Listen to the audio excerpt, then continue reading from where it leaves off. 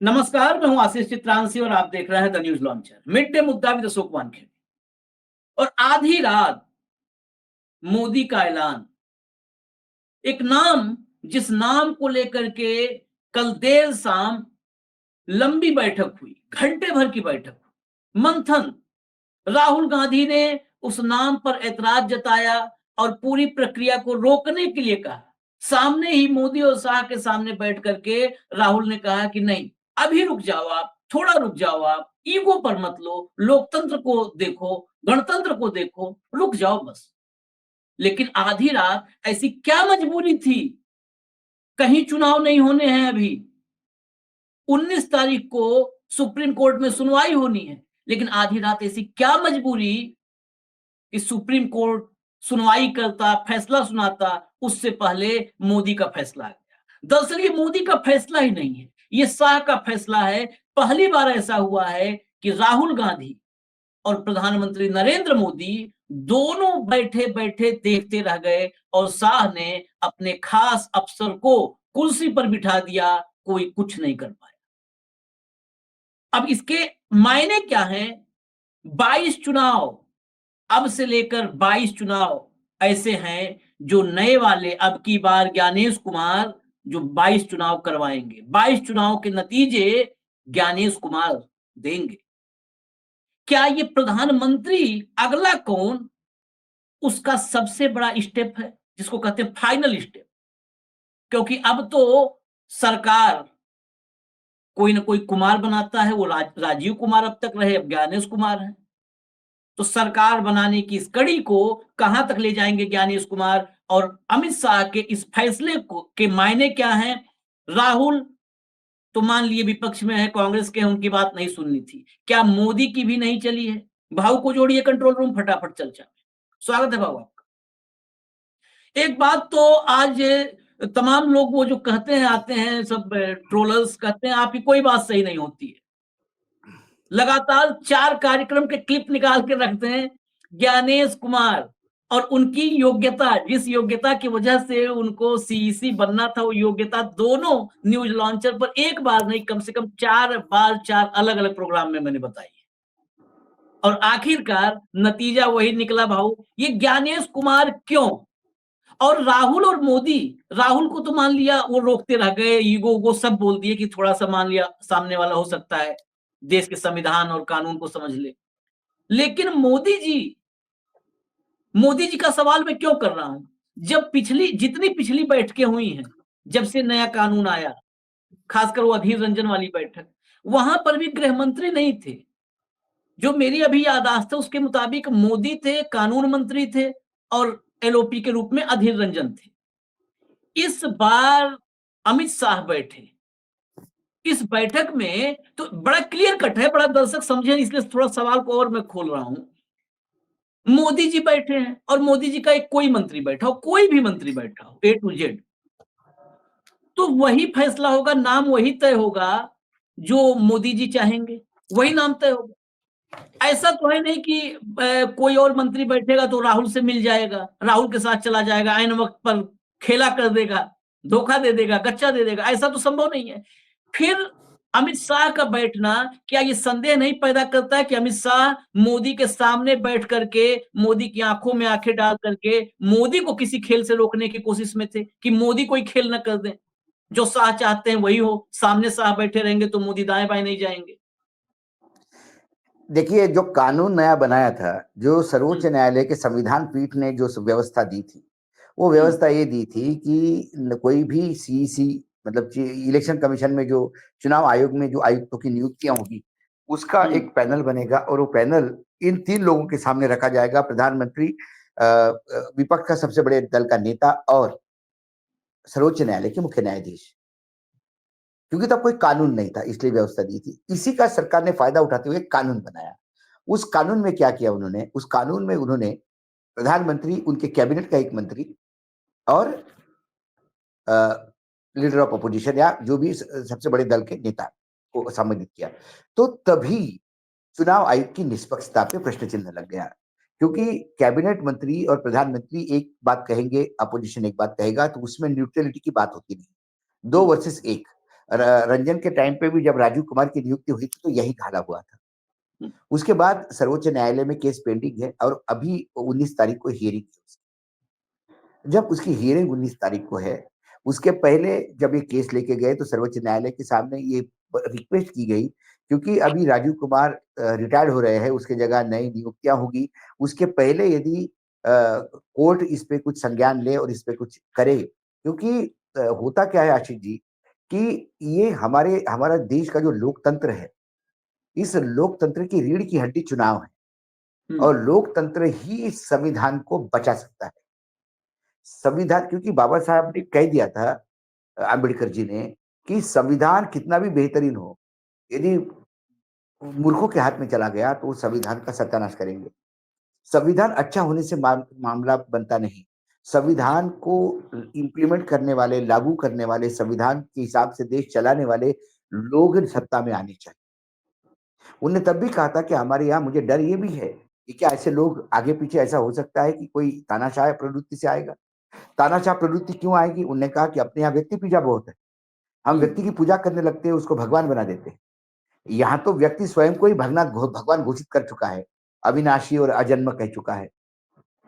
तो ऐसे में यदि ये संविधान उनके हाथ में जाए तो कुल मिला के चुनाव तय करेंगे कि संविधान किसके हाथ में जाना चाहिए।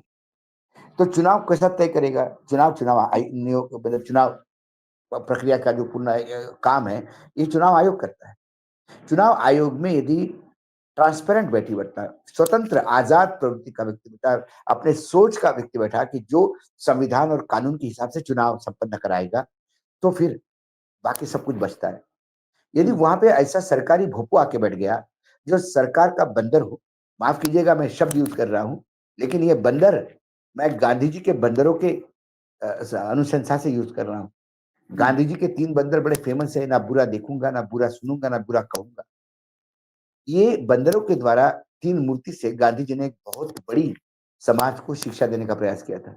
ना बुरा देखिए, ना बुरा सुनिए, ना बुरा कहिए, तो समाज एक बिल्कुल राम राज्य स्थापित होगा। ये जो हमारे जो गांधी जी के बंदरों में जो हमने अभी पाया है, अभी के जो वर्तमान में, ना बीजेपी के खिलाफ या सत्ता पक्ष के खिलाफ कुछ कहूंगा, ना सुनूंगा, ना देखूंगा। चुनाव आयोग में यदि ऐसी नियुक्तियां होने लगी तो फिर राजीव कुमार के चलते महाराष्ट्र का क्या हाल हुआ सबने देखा। इसके पहले महाराष्ट्र में कैसी पार्टियां टूटी, कैसे पार्टियों को सिंबल दिए गए, कैसे शरद पवार की पार्टी लगातार रिक्वेस्ट करती रही कि पिपाणी और तुतारी 2 सिंबल मत दीजिएगा, उससे कंफ्यूजन होता है। उस कंफ्यूजन के चलते इंडिपेंडेंट जिनकी औकात 100-200 वोट की नहीं, वो लाखों वोट पा रहे हैं, हमारा आदमी हार रहा है। तो यदि किसी राजनीतिक दल ने ये एक रिक्वेस्ट की तो वो सिंबल हटाने में क्या जाता है? चुनाव आयोग को तुतारी और पिपाणी, ये दोनों सिंबल के बजाय यदि तुतारी शरद पवार को दी है तो पिपाणी जो सिंबॉलिक जो आइडेंटिकल सिंबल है उसको हटाने में क्या जाता? लेकिन राजीव कुमार ने नहीं हटाया। राजीव कुमार ने नहीं हटाया, इसका मतलब जानबूझ के आप एक खेल खेल रहे हो, सिमिलर सिंबल देके भी हराने का प्रयास कर रहे हो, तो ये आरोप लगेंगे उनके ऊपर। नहीं तो आपके पास सिंबलों की लिस्ट है, हजारों सिंबल है, उसमें से एक सिंबल आपने बैन कर दिया तो क्या जाता है? क्या इतना बड़ा आसमान गिर पड़ेगा? लेकिन आपको भी पता है कि इस सिमिलर सिंबल से आपको एक लोकसभा मिल गई सातारा की, वह पिपाणी वाला इतना ले गया कि तुतारी हार गई, नहीं तो सातारा का जो बीजेपी का कैंडिडेट थे वो हारा हुआ था। ऐसे कई उदाहरण दे सकता हूं मैं। तो चुनाव आयोग से जो अपेक्षा थी वो नहीं हो पाती, क्योंकि चुनाव आयोग में राजीव कुमार ने चुनाव आयोग बेच दिया था सरकार के हाथों। किसी भी सवाल का जवाब एक ही रहता है, वो छिछोरे शेर सुनते सुनाते हैं कि कुछ तो लोग कहेंगे, लोगों का काम है कहना, मतलब हिंदी फिल्मों के गाने सुनाते हैं। जब शेर शायरी करते तो ट्रकों के पीछे जो शेर लिखे रहते वो शेर शायरी सुनाते। मुशायरे में बैठना था, गलती से वहां बिठा दिया गया। लेकिन उन्होंने चाटुकारिता का एक उच्चांक स्थापित किया। अब क्या नया आयुक्त उसी में उच्चांक को तोड़ेगा? ये बात है। इसलिए राहुल गांधी ने कहा कि जब 19 तारीख को, एक तो मैं न्यायपालिका को भी कटघरे में खड़ा कर देता हूं, जब उनको मालूम था राजीव कुमार रिटायर्ड हो रहे तो इस प्रायोरिटी बेस पे इसको हियरिंग देना था। उनने भी इसको रिलैक्सेशन देके सरकार को क्या एक रूम दिया, जगह दी बचने की कि आप अपने हिसाब से नियुक्त करिए, फिर हम 29 के बाद की बात करेंगे। क्या मैं कुछ तथ्यों के साथ इस बात को क्या के साथ नहीं, दी ही दी, और वो तारीख दी कि आप नियुक्त कर लो तब हम सुनवाई करेंगे। आप बताइए 5 तारीख, मैं 5 फरवरी, फिर डेट रिपीट कर दूं, पहले बता चुका हूं, 5 फरवरी को जब ये केस गया और वहां पर रखा गया सुप्रीम कोर्ट में जस्टिस सूर्यकांत और जस्टिस एनके सिंह कोटेश्वर सिंह के बेंच में, तो उस दिन कहा कि नहीं हम रोक नहीं लगाएंगे, हम पहले इस कानून की वैधता का परीक्षण करेंगे, हम रोक नहीं लगाएंगे नियुक्ति पर। अगली डेट पड़ी 12 की, तो 12 को परीक्षण कर लेते वैधता की। 12 तारीख को जब कहा प्रशांत भूषण ने कि 18 को कार्यकाल खत्म होगा, नियुक्ति हो जाएगी, तत्काल सुनवाई, कहा नहीं 18 तक। अब देखिए अगला डेट 19 तारीख हम रखेंगे। मतलब आपने भी तो जिद कर रखी है, हम 18 तक तो नहीं सुनेंगे, पहले कर लेना तो नियुक्ति तभी ही सुनेंगे। ये 19 तारीख, ये तारीख बोल रही है, तारीख हमेशा कहते हैं ना तारीख गवाह है, तो ये तारीख खुद गवाह है कि न्यायपालिका किस दिशा में जा रही है। 19 तारीख, क्योंकि सबको पता था कि 18 को रिटायरमेंट है, उनके सामने जस्टिस सूर्यकांत और जस्टिस एनके सिंह के सामने भी कहा गया कि 18 को कार्यकाल खत्म होगा, तो उससे पहले 17 की रात तक ये नियुक्ति कर देंगे।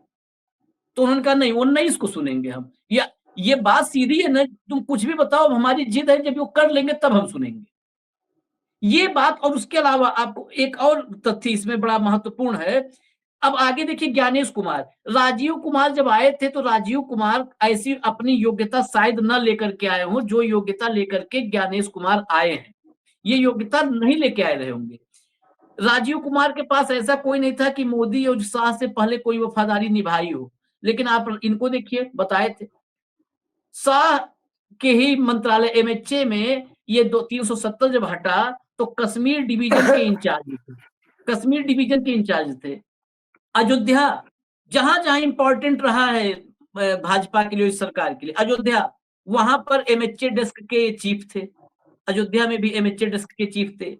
सहकारिता मंत्रालय, जो सहकारिता मंत्रालय जिसमें जान बसती है अमित शाह की, उस सहकारिता मंत्रालय में सचिव रहे, 88 बैच के हैं। एक नियुक्ति कल और हुई, वो भी बता दें, हरियाणा बैच के हैं, हरियाणा कैडर के 1989 बैच के विवेक जोशी, वो जो एक जगह खाली हुई थी, ज्ञानेश कुमार चुनाव आयुक्त से सीसी हो गए मुख्य चुनाव आयुक्त, तो एक चुनाव आयुक्त की जगह जो खाली थी संधू के साथ, वहां जोशी जी हरियाणा कैडर से आए हैं। अब ये ज्ञानेश कुमार का इंपॉर्टेंस समझिए भाव, ये इसलिए मैं कह रहा हूं, इसी के पर अगला सवाल है कि अमित शाह को क्या प्रधानमंत्री बनने के लिए जो सबसे बड़ा चाहिए था जगह, वो स्पेस वो मिल गई। ज्ञानेश कुमार 2026 में केरल, पश्चिम बंगाल, तमिलनाडु, पुडुचेरी और असम में विधानसभा चुनाव कराएंगे। 2027 में उत्तर प्रदेश, उत्तराखंड, गुजरात, पंजाब, गोवा, हिमाचल, मणिपुर के विधानसभा चुनाव कराएंगे। 2028 में मेघालय, नागालैंड, तेलंगाना, त्रिपुरा और कर्नाटक के विधानसभा चुनाव करवाएंगे। 2029 में मध्य प्रदेश, मिजोरम, छत्तीसगढ़ और राजस्थान के विधानसभा चुनाव करवाएंगे। यानी 22 राज्य, अगले लोकसभा चुनाव से पहले ज्ञानेश कुमार 22 राज्य के विधानसभा चुनाव कराएंगे। करीब करीब 75% भारत के चुनाव, विधानसभा के चुनाव ज्ञानेश कुमार करवाएंगे। ये बड़ा महत्वपूर्ण है। क्या मिल गया अमित शाह को? असली कुर्सी मिल गई। उसमें केरल और बंगाल ये दो बड़े राज्य हैं, जिस राज्य में उलटफेर हो सकता है। केरल में बीजेपी आ सकती है, बंगाल में बीजेपी आ सकती है, मैं अभी से बता रहा हूँ। और लोकसभा चुनाव में बीजेपी 500 पार हो जाएगी तो आश्चर्य होना नहीं चाहिए 2029, क्योंकि इसी सिस्टम के साथ चलना है तो यही होगा। अब आती है बात अमित शाह की।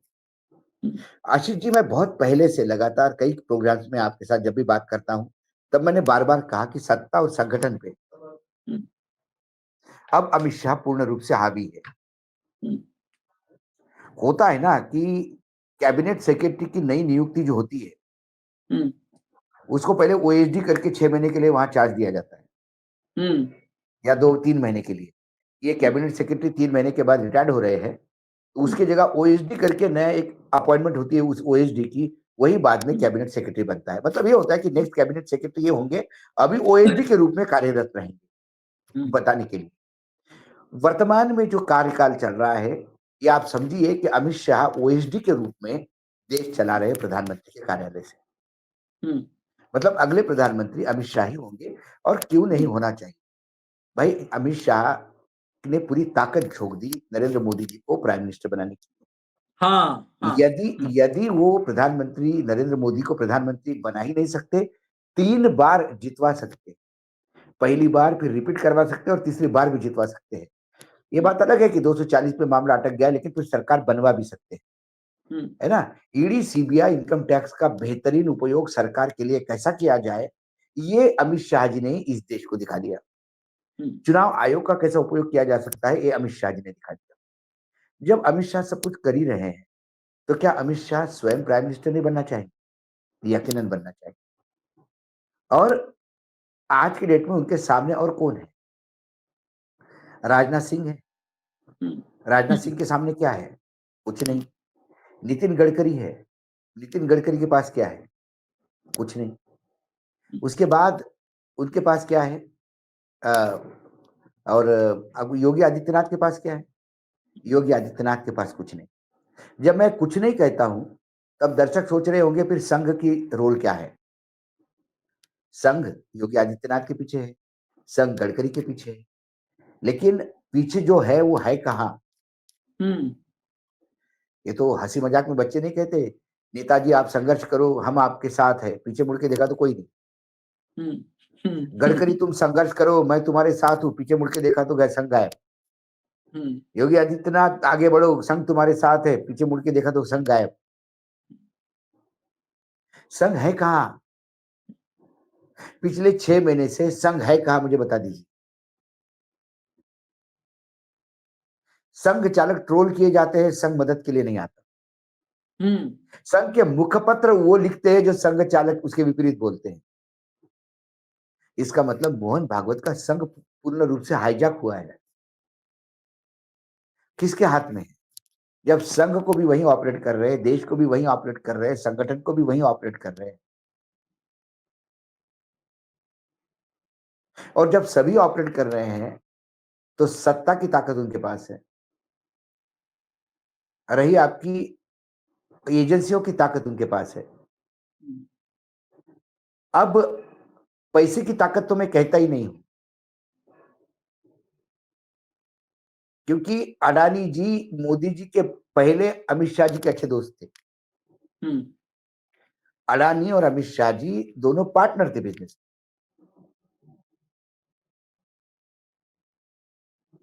तो उनको वो भी चीज की कमी नहीं, यदि कल चाहे तो। और अडानी सभी पॉलिटिकल, भाई वो बिजनेसमैन है, सभी पॉलिटिकल पार्टी को पैसे देते हैं, ऐसा नहीं कोई इसको ही देते हैं।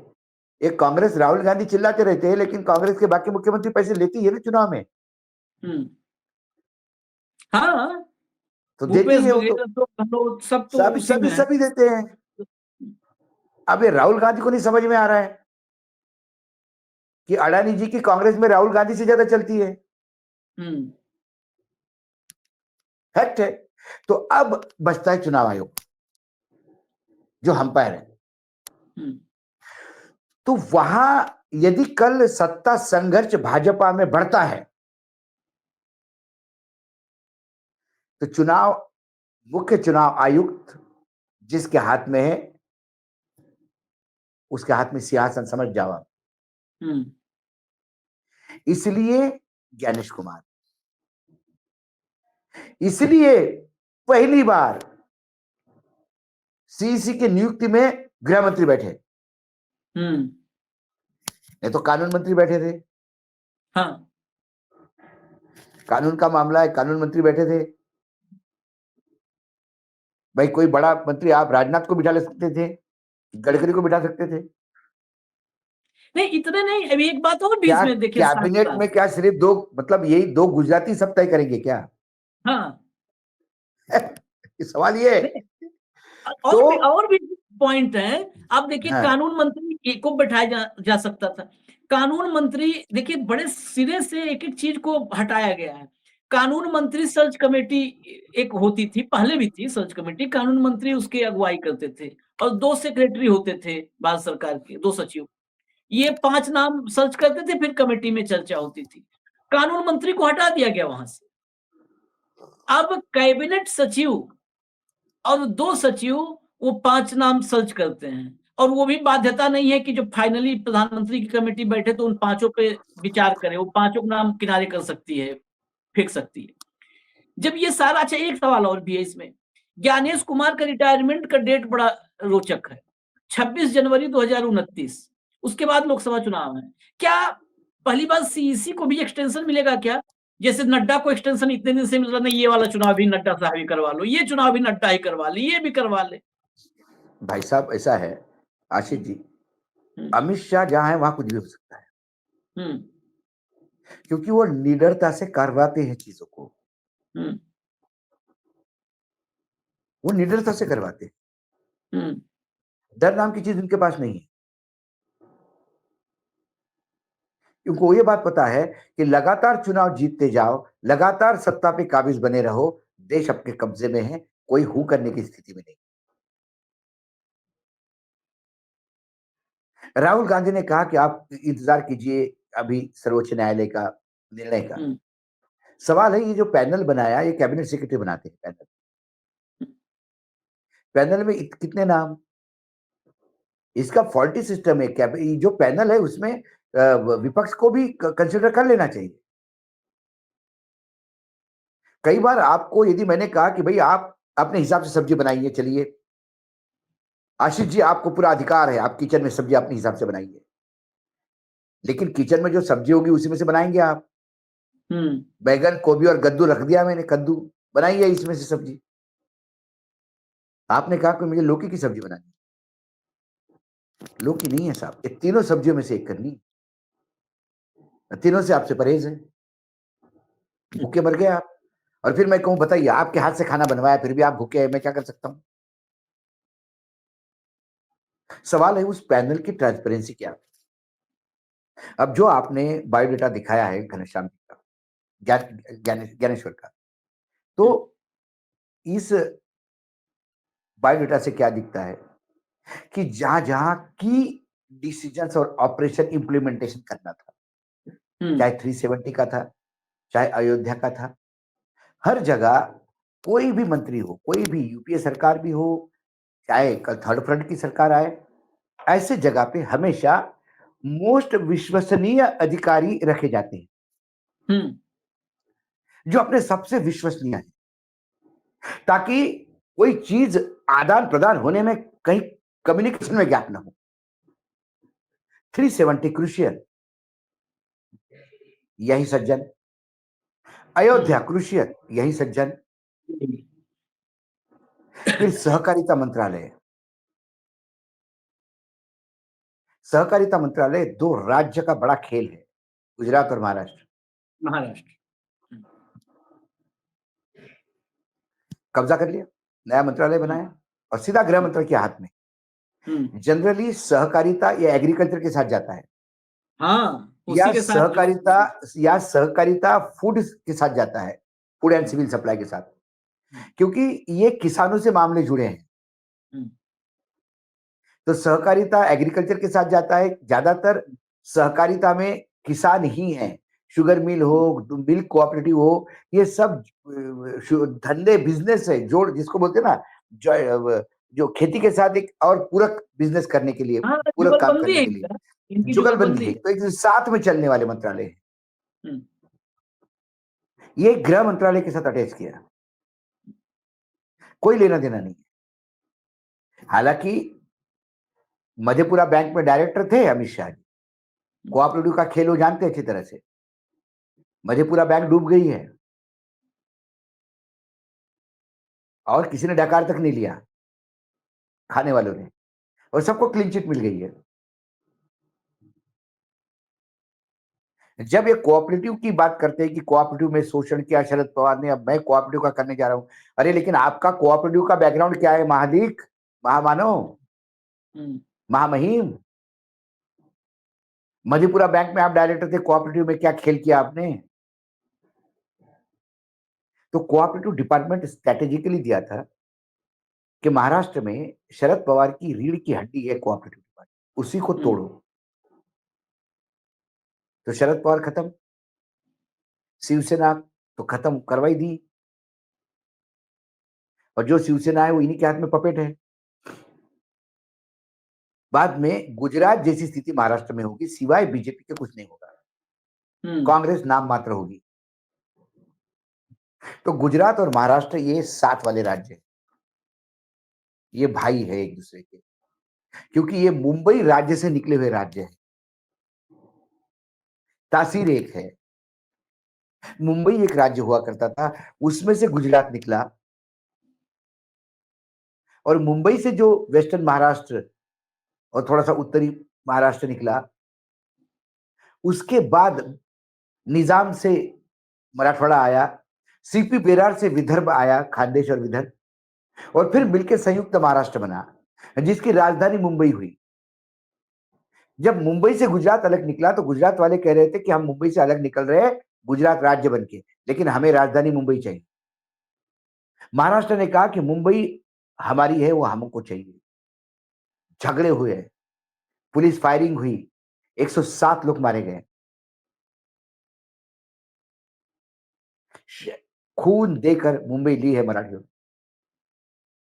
ये सारे जो अंदर सुप्त इच्छा जो थी, ये अब पनप रही है। इसलिए महाराष्ट्र से उद्योग गुजरात लेके जा रहे हैं, महाराष्ट्र को खाली किया जा रहा है। एक मैं आपको एक बड़ा बैकग्राउंड बता रहा हूं, तो ये हर चीज सिस्टमेटिकली होती है। तो ये जो अपॉइंटमेंट है, इस मीटिंग में अमित शाह जी का बैठना, अपने खास दुलारे को उस पोजीशन पे बिठाना, उन्होंने 2029 के प्रधानमंत्री के दावेदारी पर एक मुहर और लगा दी। मुहर क्या लगाना? बीजेपी के अंदरूनी जो लोग हैं वो सिर्फ देखते रह गए। आज आधा battle, half of the battle is one, आधी लड़ाई उन्होंने जीत ली। कुछ एक फाइनल सवाल 30 सेकंड का है बस। क्या मोदी जी कुछ और भी लोगों के साथ, क्योंकि मोदी जी और शाह, जो आपने कहा भी शुरू में कि शाह जो करते हैं बड़े खुल करके, मोदी और शाह का एक डिफरेंस वाकई इस मामले में कोई दो राय नहीं है। मोदी जी जो करते हैं वो बोलते नहीं है, मोदी जी जो करते हैं वो दिखाते नहीं है। मोदी जी के जुबान पर क्या है, दिल में क्या है, मतलब एक अलग कैरेक्टर। अमित शाह बेखौफ होकर के जो करना है वो करते हैं, बेखौफ होकर। तो क्या मोदी जी कुछ ऐसा भी कर रहे थे क्या कि अंदर खाने जाते जाते भाई कब तक रहेंगे? वो मुंह से कहने पे थोड़ा आदमी अविनाशी हो जाएगा कि हमेशा रहेंगे, वो 2047 तक प्रधानमंत्री रहेंगे, 1000 साल रहेंगे। हटना ही है, जाना ही है, उम्र के साथ साथ, अवस्था के साथ साथ। क्या जाते जाते मोदी जी के कामकाज में तो बहुत सारी चीजें ऐसी झोल है, क्या पीछे पीछे कई और जगह सेटिंग कर रहे थे? तभी तो अमित शाह को बैठना पड़ा। ये सवाल बार बार फिर मैं उठा रहा हूँ नहीं, इसीलिए, तभी तो सवाल अमित नहीं शाह को था कि अब ये मोदी पर भरोसा नहीं कर सकते, अब बैठना पड़ेगा मुझे। एग्जैक्टली सवाल ये है कि नाम तो आया था इन्हीं का टनल में, लेकिन उनको डर था कि यदि लीडर ऑफ अपोजिशन ने कहा कि आप रुक जाओ, राहुल गांधी ने कहा कि रुक जाओ, इंतजार हो रहा है, राहुल गांधी ने इसको डिसेंट नोट दिया, और मोदी जी ने बड़ा दिल दिखाते हुए इसको टालने का प्रयास किया, तो गड़बड़ हो जाएगी। इसके लिए रात को 12 बजे नाम आए, राहुल गांधी ने डिसेंट नोट दिया, राहुल गांधी ने वहां कहा कि इसमें ईगो लेने की बात नहीं, सर्वोच्च न्यायालय में मामला पेंडिंग है, एक दिन की बात है, एक दिन रुक जाइए, ऐसा कोई चुनाव आयोग बंद तो नहीं हुआ है। जब चुनाव आयुक्त नहीं तो होता, तो जो सीनियर मोस्ट होता है वो डायरेक्टली इंचार्ज होता है, उसी के हाथ में चार्ज देके जाता है। फिर नया नियुक्त होती तो उससे चार्ज लेता है। यदि गैप भी पड़ा 1-2 दिन का, तो 1-2 दिन रुकते, तो हो सकता था 1 आध दिन रुक जाते, क्योंकि सर्वोच्च न्यायालय कोई डिसीजन तो देने वाला नहीं है कल। यह मामला तो संविधान पीठ में ही जाएगा फिर से। कहीं मोदी जी ने इसमें फेयर कार्ड खेलते हुए 1 आध दिन का टाइम दिया, और मुझे लगता है कि ये शायद लेने वाले थे, ऐसा लग रहा है मुझे, क्योंकि राहुल गांधी ने डिसेंट नोट देने के बाद एक 5 मिनट के अंदर डिसीजन हो जाना चाहिए था। राहुल जी ने मना किया, वो मीटिंग छोड़ के चले गए, बाकी बचे हुए लोगों ने नाम तय कर लिया, नाम अनाउंस हो गया। रंजन ने भी ऐसा ही विरोध किया था, उनने भी डिसेंट नोट दी थी। लेकिन उनकी डिसेंट नोट के बाद भी आधे घंटे के अंदर राजीव कुमार का नाम क्लियर हो गया था कि भाई 3 लोगों ने बोला, एक ने मना किया, 2 ने हाँ कह दी, 2 वर्सेस 1 हो गया, अपॉइंटमेंट अपॉइंटमेंट अपॉइंटमेंट क्लियर हो गया। इसको रात को आधी रात तक क्यों इंतजार करना पड़ा? आधी रात तक क्या विचार विमर्श होने रहा? क्या आधी रात तक फिर अमित शाह जी ने अपने तरीके से काम करके आधी रात को डिक्लेयर करवा दिया? सवाल ये है। राहुल गांधी ने मना किया, 2 वर्सेस 1 करके मामला निपट गया था, 15 मिनट के अंदर डिसीजन आते हैं। वही बोल देते कल कल कल सभी लोग इंतजार कर रहे थे, कभी लोग कार्यक्रम के लिए भी होल्ड करके रखे थे कि अभी नाम आएगा तो क्या होगा। हालांकि आप सबसे ज्यादा आश्वस्त थे, यही नाम आएगा। तो नाम यही आना था, तो रात को 12 बजे तक क्यों इंतजार करना पड़ा? आधी रात को क्यों बताना पड़ा? तो इसका मतलब ये इजीली नहीं आया, पार्टी के अंदरूनी भी कहीं ना कहीं घमासान हुआ है। ऐसा तो नहीं कि टाइपिस्ट नहीं था इसलिए टाइप नहीं हो पाया ऑर्डर। मैं पिछले अपॉइंटमेंट और इस अपॉइंटमेंट की सिर्फ तुलना कर रहा हूं। पिछली बार भी अजय रंजन चौधरी ने यही किया था जो इस बार राहुल गांधी ने किया। क्लियर है, बिल्कुल क्लियर है, इसमें अब कोई दो राय नहीं है। इसीलिए मैंने कहा कि अब अमित शाह जी ने आधी लड़ाई जीती, ऐसा मुझे लगता है। आधी लड़ाई जीती या पूरी जीती, अब धीरे धीरे पता चलना शुरू हो जाएगा, क्योंकि पहले सिर्फ शहंशाह आधी रात में निकलता था, अब आधी रात में ज्ञानेश कुमार निकलता है, आधी रात में चुनाव आयुक्त निकलता है लोक कल्याण मार्ग से। तो अब शहंशाह कौन है? वही शहंशाह है, उसी के जंजीरों में शहंशाह भी जंजीरें बांध के निकलता था। अब ये शहंशाह ऐसे जंजीरें लेके बांध के निकला है जिसमें पूरी चुनावी प्रक्रिया को, पूरे लोकतंत्र को जंजीरों में बांध के निकला है शहंशाह। मैं एक और परिभाषा करूं इसकी, क्योंकि अंधभक्तों को यही परिभाषा समझ में आती है। आजकल हर चीज में धार्मिक तड़का दिया जाता है। वो द्वापर युग था जिसमें भगवान ने रात को 12 बजे जन्म लेकर बेड़ियां तोड़ी थी, स्वयं की, अपनी मां की, और उसके बाद कंस का वध हुआ, विश्व को मुक्ति मिली। ये कलयुग है। यहाँ आधी रात को एक ने जन्म लिया है, मुख्य चुनाव आयुक्त ने, वो लोकतंत्र को बेड़िया पहनाएगा क्या? सवाल ये है, क्योंकि कलयुग में हमेशा उल्टा होता है जो द्वापर युग और सतयुग में हुआ है। ये सनातन धर्मी मानते हैं, मैं उन्हीं की भाषा में बोल रहा हूँ। एक ने रात को 12 बजे जन्म लेके बेड़िया तोड़ी थी, एक का रात को 12 बजे कल जन्म हुआ बेड़ियों में जखड़ने के लिए। ये हम माने क्या? ये सवाल दर्शकों के सामने। बिल्कुल, और आखिरी सवाल पे छोड़ रहा हूं दर्शकों के लिए, आखिरी सवाल,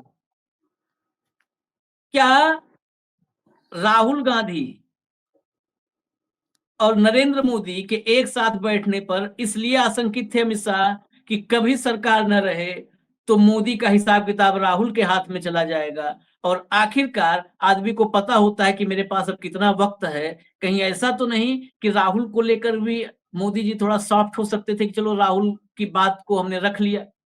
इसलिए शाह ने निगरानी के लिए कहा मैं ही बैठूंगा, कोई खेल आपस में नहीं करने दूंगा। क्योंकि ये खबर, इसलिए मैं डाउट ये बताया, क्योंकि ये खबर है अंदर से कि मोदी जी इस समय संघ से लेकर के और हर जगह पैचअप करने में लगे हुए हैं, फाइनल पैचअप।